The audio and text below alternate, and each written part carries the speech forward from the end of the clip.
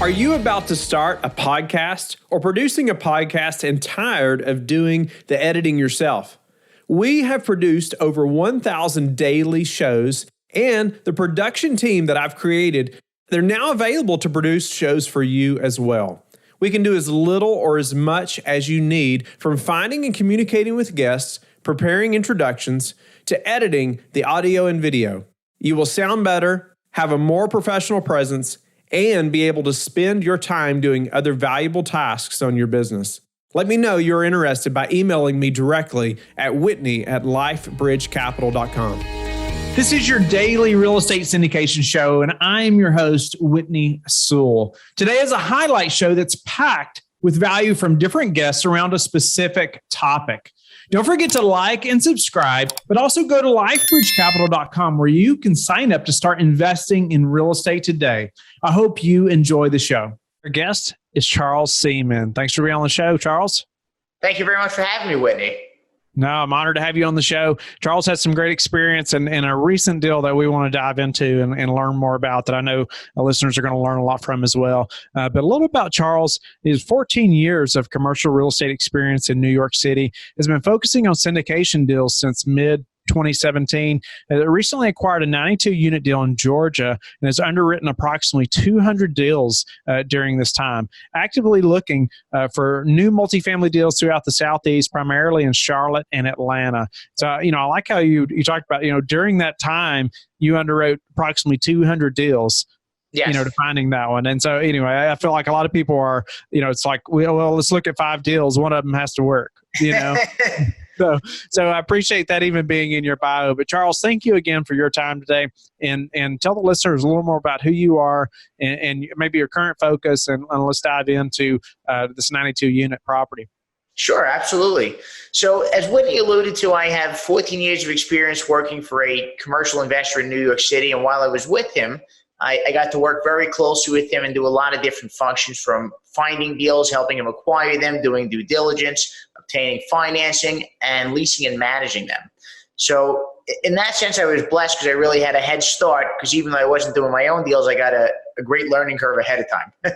And then, as Whitney said, I started having a desire to syndicate my own deals about 2 years ago, and I started building broker relationships and underwriting deals. And eventually that led to the 92-unit deal that we're going to be talking about today that I just recently closed on this past Thursday. So my partners and I had looked at many deals, most of which have come through brokers that we have relationships with.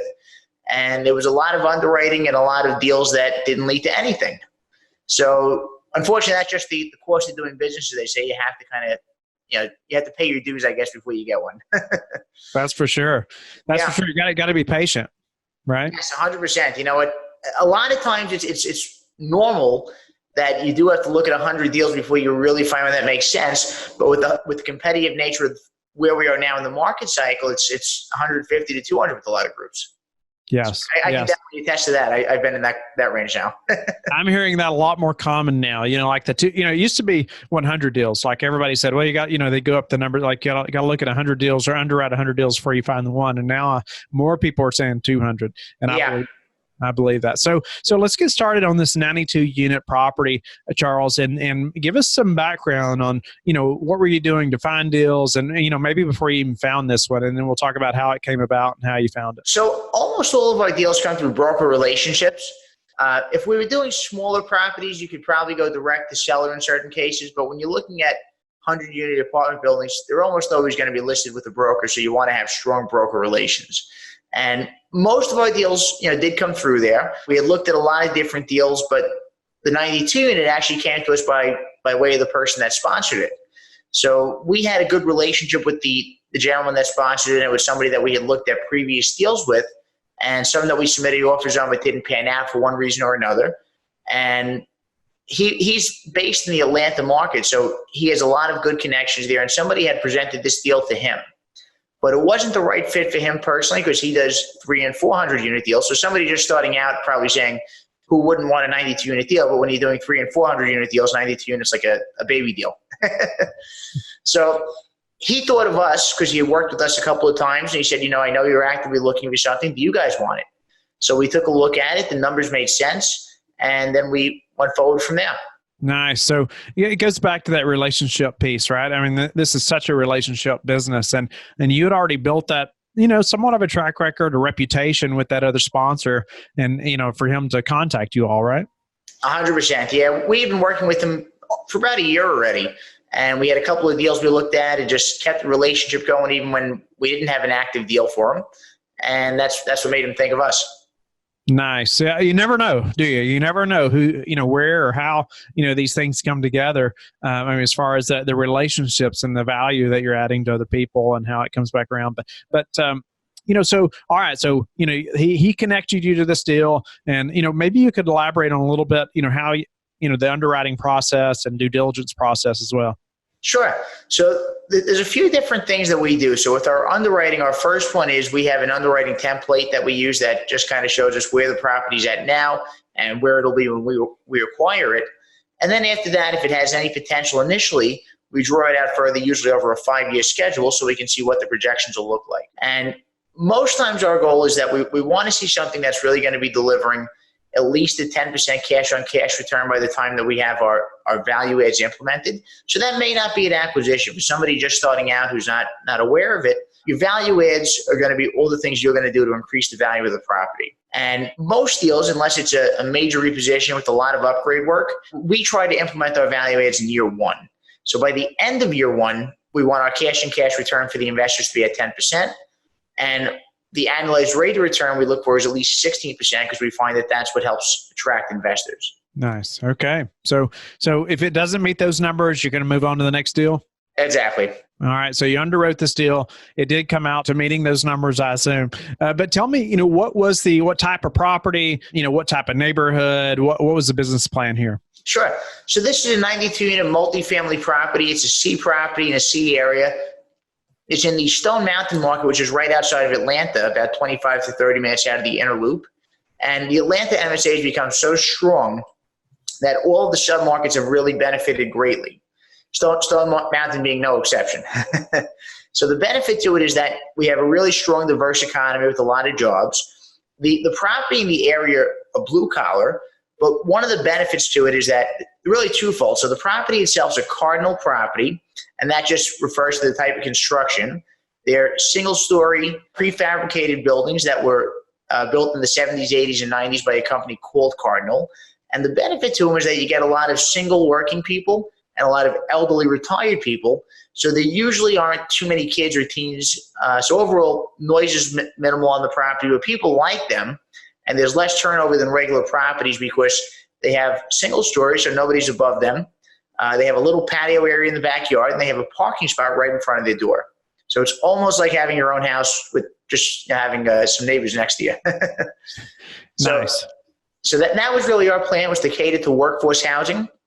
And the benefit is that some of the other properties within the adjacent block or two have seen major upgrades in the recent year or two. And what's happened is the C-class people that were there for all these years have become priced out. So we acquired a property that was at nearly 98% occupancy. And it was also a strong wait list because now there's more and more people that were displaced by these renovations that want to stay in the same area. So they're looking to get into properties like ours. Okay. So pretty much, I mean, you knew who your tenants were going to be, right? You know who you were going to be catering to, right? Like, so, I mean, the workforce housing and you're in an area where you can see it changing. You can see the change happening, right? 100%. Yep.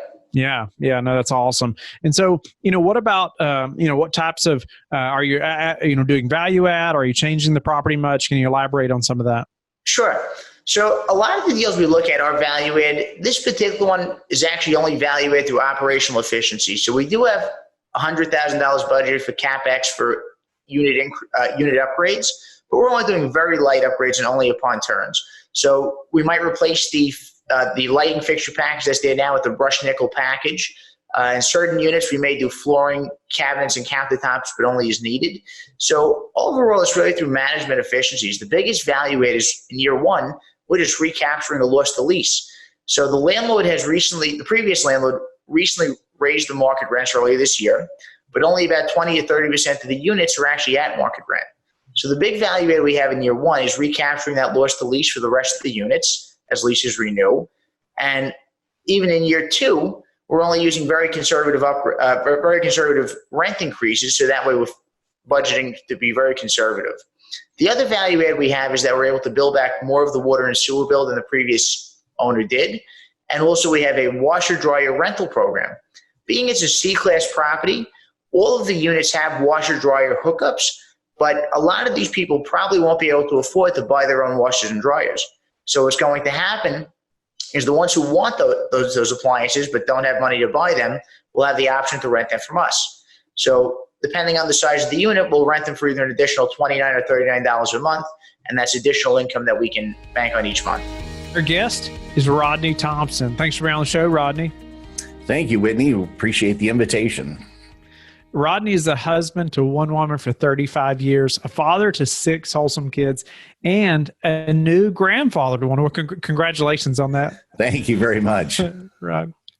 After spending 30 years in IT as a system administrator, Rodney was looking to create income in retirement and found commercial real estate was a way to accomplish that goal. So, Rodney, again, welcome to the show. And I know your story is going to be one that so many of the listeners and myself can relate to. And just looking forward to hearing more about that. And just this transition, we talk about it often on the show. I think it's worth talking about because everybody's story is unique, but also it's something that it's so hard to make that leap and make that transition. And so, tell us a little more about who you are, Rodney, maybe where you're located, and let's jump into just, your transition into real estate syndication and why. Well, I am currently residing in Minnesota. I'm from Texas. Got to get that in there. And we moved up here about 13 years ago. We were looking for a little more terrain and some cooler weather. And I think we kind of jumped from the frying pan into the freezer. But other than that, it's not too bad. But my past is, I tried various things and ended up settling in IT and I'm still actually involved in IT. I plan on retiring next June from IT. And that's kind of a story all in its own because, when you run across a lot of people, why do you want to retire or why do you want to quit or transition to a different occupation? There's a lot of people out there that have various reasons for doing it, whether it's, just to do something different. But for me, I wanted to get to a point where I would have the freedom to have income and be able to spend time with my wife and my kids and my grandkids and be able to travel and do those things and still have a business that was producing income. And, we have had single family houses here and there over the years where we've rented those out and property management, not property management. Right now, we currently have a single family home that we use as an Airbnb. And, but my wife has always been saying, we need to be in self-storage. We need to be in self-storage. And I had no idea about anything to do with syndication. And all I could say to her was like, well, that's a great idea, babe, but how are we going to plunk down, $250,000 to buy this facility and manage it and that type of thing. And so we just kind of put that off. And 2 years ago, right at 2 years ago now, I heard about this awesome thing called syndication, and I started learning more about it. And I came about it because, we were going to look at wholesaling. We were going to look at just buying more single family houses, duplexes, and that type of thing, which I think is where everybody kind of tees on real estate. And I was listening to a podcast and somebody started talking about multifamily syndication, and I started researching it, and there was some pretty compelling reasons to be in multifamily. And so I started down that path, and I got my start in that in April of 2019. And I made a goal for myself that by September, I was going to have a deal. And so I just put my nose to the grindstone. I started getting up at 4:30 in the morning, or actually 4 o'clock. It was kind of a progression. I said, well, I'll get up a little bit early. Let's do 5:30. And then it was 5. And then pretty soon I just said, I got to get up at 4 because I was running out of time before I had to go to my W-2 job. And so 4:00 in the morning, get up, get after it, answer emails from brokers, make broker contacts, and just start the whole process of analyzing deals one right after the other. And pretty soon I found a deal that looked like it was going to work. We started working on that, turned in an LOI. Our LOI was accepted, and then the fun began. And how long ago was that?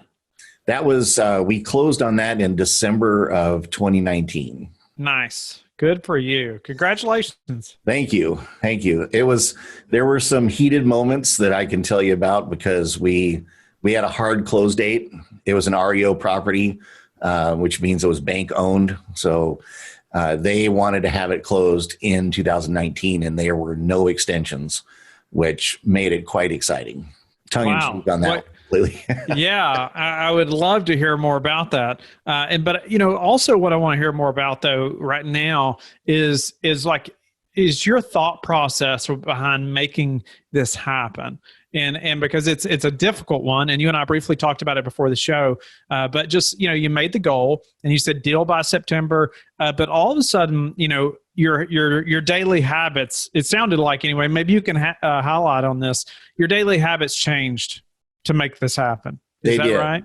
They did. And if you're working a current job and you want to make this transition and you want to make it a smooth one without just doing an abrupt quit, which I didn't have that luxury, then I had to rearrange my schedule. And my family was completely behind what I was doing. And so they understood that I was going to be up early, and sometimes I had to go to bed late, but sometimes I went to bed.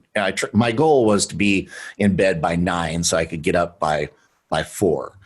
And but that gave me that time gave me a solid 3 hours of work on my business before I went and rented my time out to somebody else. Gave you a solid 3 hours. Wow. I mean, think about when you're that focused too, knowing you only have 3 hours, I bet it was pretty productive. And you think about over a long period of time, what you can accomplish with 3 hours, extra hours a day, because you're purposeful about when you went to sleep and when you got up. Right. And one of the things here that you were asking about the success, and of course it's an ongoing journey, right? I mean, I don't think that too many of us arrive. Maybe we do, but work like the deadline is that afternoon. Right. is what I have to say that you have to have in your mind. So to highlight more on what did that 3 hours every morning look like? Were there specific things you knew to focus on, and maybe other things you had to say, that's just not important, I just can't focus on that, or say no to? So, because it was, social media can be a time suck. And so I would make sure that was not in front of me until that evening, and just concentrate on answering emails from brokers, emailing brokers, and analyzing deals. And those three things, and the email, that was just a quick, right then, when I was kind of getting started out, I wasn't getting the deal flow that I get now through my mailbox, but it's just finding a deal and going through the numbers, putting it down to see if it's going to work. And if it doesn't work, then you move on. You can't get married to it. If you sit there and you try and make it work, which I've caught myself doing before, you're wasting time. I mean, there are things that you can do to make a deal work. And the more you do that, the more you learn about things that you could adjust to make a deal work. But being able to recognize that a deal is worth spending that time versus not spending that time, I think is something that's really good to learn quickly. Yes. So, I wanted to go back to, and, maybe you can highlight, I liked how you said, your family was behind it. They were behind this decision. The schedule had to change completely. You said, how did you manage to still be at home while you're at home, or, I know, when I was in that transition as well for a couple of years, I mean, it was difficult when I'm having dinner, like that's what's going in my mind constantly, like the business stuff or emails I need to get back to or investors or whatever. It's difficult to actually be there, or I missed most meals for those 2 years with the family. But even when I was there, it was difficult. Did you have a way of segmenting that, or that you stayed with the family? So most of my time that I was working, everybody was still in bed. So that is really the key to, well, there's two things. And part of it is, like this COVID situation that we're in, where a lot of people move to working from home, and, they're working at the dining room table or they're working at a desk in their bedroom. And the one piece of advice I have for that, and for if you're trying to work as a syndication business, is get a separate space. And whether it's a spare bedroom or a cleaned out closet or a corner in the basement where you can close it off, that is so key and so important to being able to concentrate, so you're not distracted from noises that are going on in the house. You can carry on a conversation without interruption, and you mentally can stay focused on what you're working on. And so those two things, finding a separate space, getting up before everybody else. And then there's always going to be some evening stuff, because you can't do a deal presentation at 4:30 in the morning for most people. So Right. You're going to have some evening time, and just I'm a little bit fortunate because my kids are older, so I don't have a 2-year-old or a 3-year-old, so that can be a totally separate set of challenges. And I think that having the family together and everybody understanding, that, dad is working now, and having mom behind it, it's really important to be all on the same page. And then I think that it makes things easier. I could not agree with you more. I like to say you have to paint a vision for the whole family, right? So they can see where Right. you're going to. They don't Exactly. just see dad missing every day, but they actually can visualize where the family. Well, we sat down and we said, hey, right now, if we spend this time doing this, and we're all pulling in the same direction, this is what we're going to do. We're going to be able to go to Europe for a month.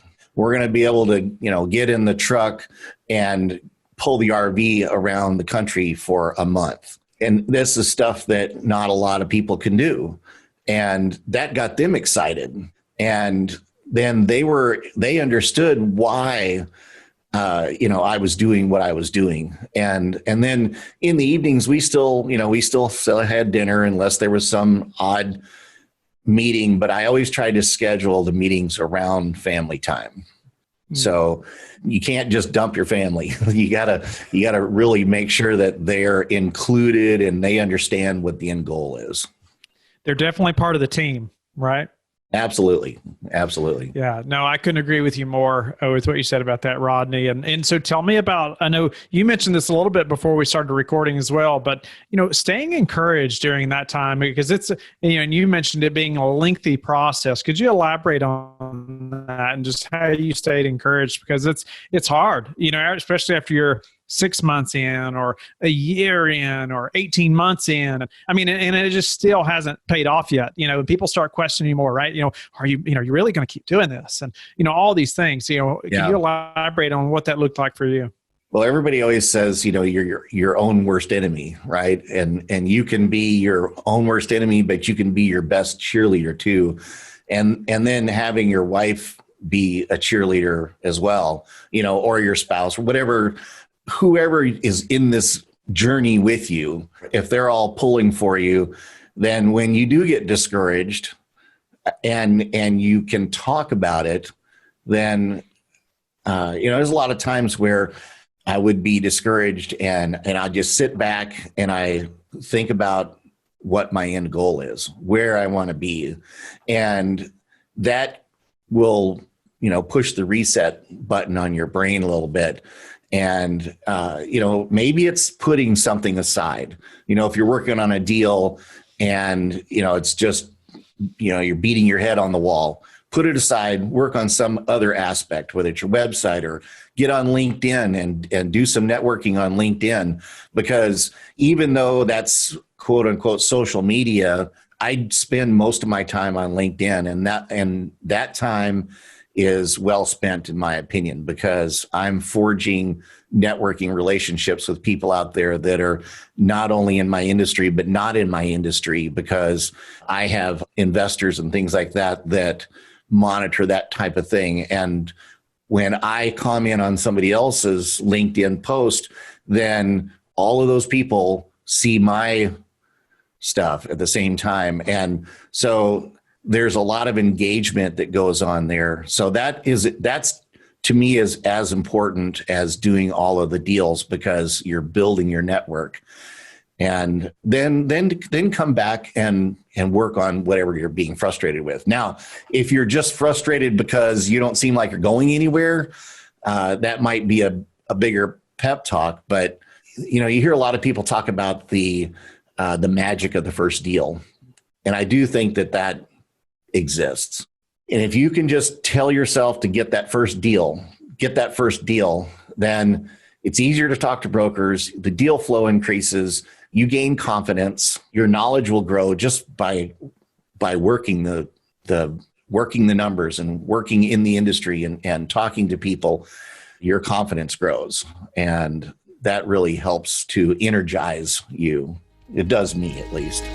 Thank you for being a loyal listener of the show. Please subscribe and share it with your friends. We want to help you become the passive investor you've always wanted to become, but also the operator you've always wanted to become. We want to be the number one resource for your real estate investing journey. But go to lifebridgecapital.com, where you can start investing in real estate today.